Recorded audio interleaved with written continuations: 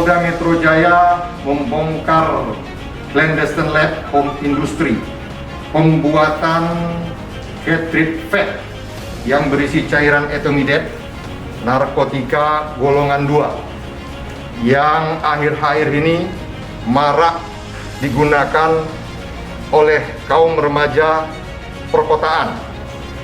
Pembongkaran pabrik home industry ini cukup besar dilihat dari barang bukti yang diamankan, dan telah mengamankan satu orang diduga pelaku atas nama CK, warga negara Malaysia. Dari barang bukti yang diamankan, khususnya serbuk yang mengandung etomidate 2,5 kg,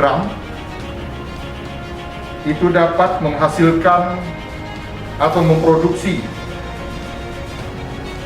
cartridge vape yang bercairan etomidate sebanyak 380.000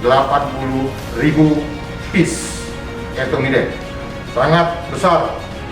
Diduga pelaku telah mengedarkan kurang lebih 1.409 cartridge vape yang berisikan cairan etomidate dan telah ditangkap oleh tim Direktorat Narkoba Polda Metro Jaya di apartemen Basura, Jakarta Timur.